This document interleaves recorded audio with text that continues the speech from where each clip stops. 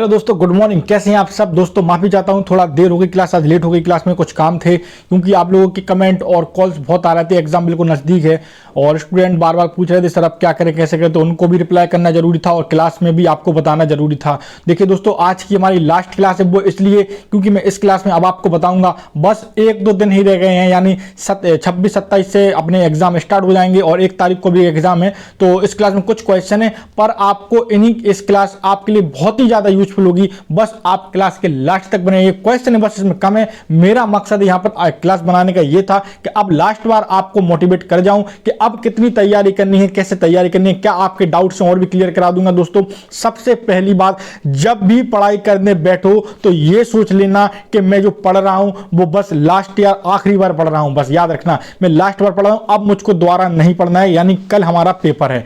ये सोच के अगर पढ़ोगे तो यकीनन आप जिंदगी में कितना भी बड़ा पेपर दे लो, आप उसमें सफल बन जाओगे। बस ये सोच के पढ़ो उसको कि बस ये आखिरी बार पढ़ रहा हूं, अब मुझे इससे मतलब नहीं है, कल मेरा एग्जाम है। ये अगर आपने माइंड में अपने बिठा लिया ना, तो आप कितना भी बड़ा एग्जाम हो आपको कोई टेंशन नहीं होगी। बस ये सोच के दो कि बस लास्ट बार, अब नहीं पढ़ना है इसके बारे में मुझे, तो यकीनन आप सफलता पालोगे दोस्तों।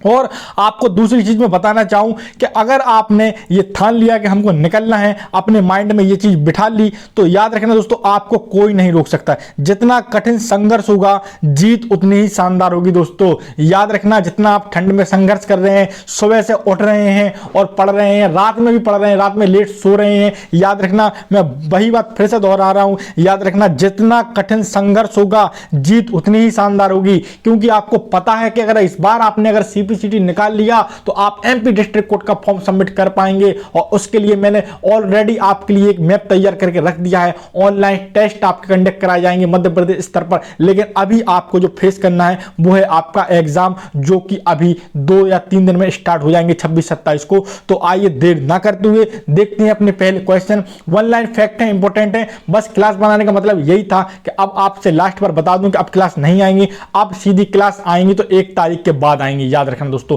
नए सेशन से हम स्टार्ट करेंगे। और हां, जिन स्टूडेंट का अगर एग्जाम निकल जाए तो प्लीज हमें कमेंट बॉक्स में टाइप करके बताइए कि सर मेरा एग्जाम निकल गया है, उनको आगे की प्रिपरेशन कराएंगे। और जिनका नहीं निकले, भगवान ना करे ऐसा ना हो, सबका निकल जाए। जितने भी स्टूडेंट क्लास देख रहे हैं, जितनी मेहनत की है, जिन लोगों ने संघर्ष किया है ऐसी ठंड में, उन सबका निकल जाए। तो आइए देर ना करते हुए देखते हैं अपना आज का पहला क्वेश्चन। पहला क्वेश्चन हो जाएगा दोस्तों हमारा, फायरवॉल एक अवरोधक है जो वायरस को आने से रोकता है। ठीक है ना, तो फायरवॉल क्या है? अवरोधक है जो वायरस को आने से रोकता है। फैक्ट है, बिल्कुल सही बात है दोस्तों। ठीक है ना, इसके बहुत क्वेश्चन आते हैं, याद रखना। इसका भी जितने भी क्वेश्चन मैं लास्ट टाइम पे लेकर आ रहा हूं, तो याद हो सकता है कि इनमें से 1 या 2 क्वेश्चन इनसे रिपीट हो जाएं, या हो सकता है इनसे मिलते जुलते क्वेश्चन दे दें, या ऐसा भी हो सकता है लैंग्वेज चेंज करके दे दें, क्योंकि एग्जामिनर आपको कैसा भी क्वेश्चन दे सकता है। यहां पर CALAC यानी कैल्क में प्रेजेंटेशन स्लाइड का प्रयोग किया जाता है। बिल्कुल गलत बात है, नहीं किया जाता है। ये हमारा एक्सेल से रिलेटेड है। इसके बाद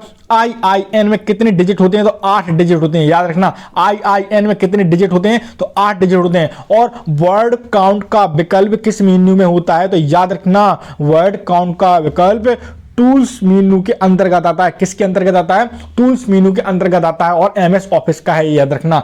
अब चलते हैं अपने अगले क्वेश्चन की तरफ और जानेंगे अगला क्वेश्चन क्या है दोस्तों।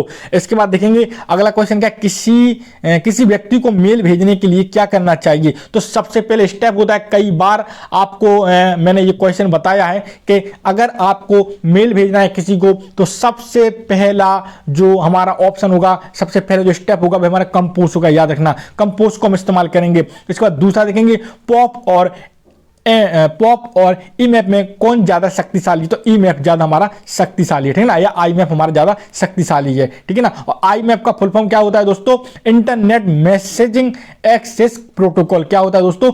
Internet messaging access protocol. अब चलते हैं इसके बाद अगले प्रश्न की तरफ। देखेंगे अगला प्रश्न क्या है, फेसबुक में एक पेज 1 से अधिक एडमिन हो सकते हैं। बिल्कुल सही बात है, फेसबुक पेज में जो आप ग्रुप बनाते होंगे उसमें 1 से अधिक एडमिन आप जोड़ सकते हैं। ठीक है ना, व्हाट्सएप में भी आपने देखा होगा, आप जितने चाहे एडमिन बना सकते हैं। और दोस्तों, अभी भी मन में अगर कोई डाउट है सीबीसीटी को लेकर, तो आप हमें कमेंट बॉक्स में टाइप करिए। और दोस्तों, एग्जाम देने जाओ तो बिल्कुल भी घबराने की जरूरत नहीं है, आराम से रिलैक्स होकर टाइपिंग देना। याद रखना, कई लोगों के मन में तो ये भी क्वेश्चन है कि सर 3 बार सीबीसीटी का एग्जाम दे सकते हैं, सर 2 बार दे सकते हैं सर 5 बार, नहीं, अनलिमिटेड है दोस्तों, याद रखना अनलिमिटेड है। हर 2-2 मंथ में पेपर हो रहे हैं, हर सीपीसीडी की तो इतना टेंशन लेने की जरूरत नहीं है, पर कोशिश यही करना, मैंने सबसे शुरू क्लास में बोला ना कि ये सोचकर पढ़ो कि एग्जाम कल है, ये सोचकर पढ़ो कि एग्जाम कल है और जो मैं पढ़ रहा हूं वो लास्ट बार पढ़ रहा हूं, दोबारा मुझे इसकी पढ़ने की जरूरत नहीं है। याद रखना दोस्तों, अगर ये आपने माइंड में कैप्चर कर लिया, इन 2 से 3 दिनों में आप जितना हो सके टेट सीरीज लगाइए, जितना हो सके रिवीजन करिए।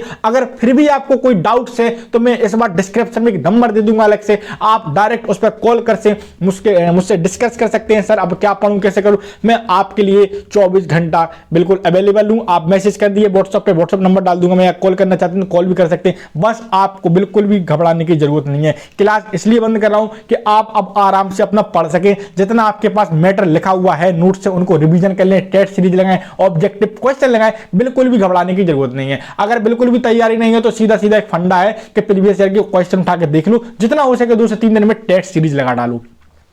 अगर आप की बिल्कुल तैयारी नहीं है, कोई स्टूडेंट के मैसेज आया उन्होंने बोला सर हमारी तो बिल्कुल तैयारी नहीं है, बाहर गए थे, तबीयत खराब थी, तो मैंने उनको सीधा बोला कि जितनी हो सके प्रीवियस पेपर लगा डालो 5 से 6 साल के, और टेट सीरीज सबसे ज्यादा लगाओ, ऑब्जेक्टिव क्वेश्चन लगाओ, एमसीक्यू लगाओ। इससे क्या होगा, आपको थोड़ा सबका एक ज्ञान आ जाएगा, थोड़ा एक लेवल पता चल जाएगा, क्वेश्चन कैसे आती है, इससे कनेक्टेड है कि नहीं है। तो इन सारी बातों को लेकर चलना है और आपको घबराना तो बिल्कुल भी नहीं है। याद रखना दोस्तों, यह सोच के एग्जाम देना कि बस ये लास्ट है और यही सोच के तैयारी करना। दोस्तों सबसे बेहतर बनने के लिए आपको सबसे खराब हालातों से लड़ना पड़ेगा। दोस्तों याद रखना, सबसे बेहतर बनने के लिए सबसे खराब हालातों से लड़ना पड़ेगा। इस ठंड में आप जाओगे, ग्रामीण क्षेत्र के लोग मध्य प्रदेश में ज्यादा होते हैं, जो छोटे छोटे जिलों से संभाग में पेपर देने जाते हैं, जैसे इंदौर जाते हैं, भोपाल जाते हैं, सागर जाते हैं, जबलपुर जाते हैं, ग्वालियर जाते हैं, तो बहुत से लोग संघर्ष करते हैं। वो 600, 750, 800 रुपए का फॉर्म डालते हैं, 660 तो फीस है,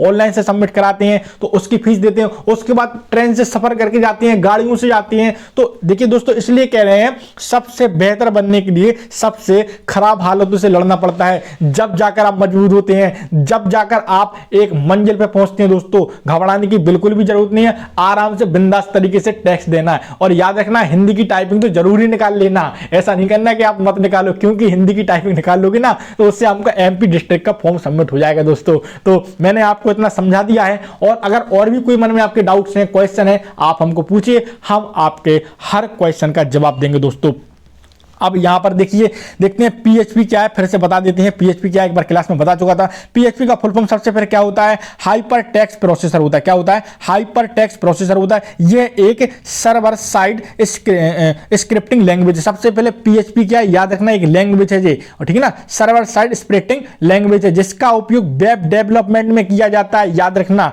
ठीक है ना, जिसका प्रयोग वेब डेवलपमेंट में किया जाता है। इसके बाद देखो थोड़ा और देखो, जीपीएस क्या है। दोस्तों जीपीएस का यूज तो सबने किया होगा, सबके मोबाइल में भी होगा। जीपीएस यानी जीपीएस का फुल फॉर्म क्या होता है, ग्लोबल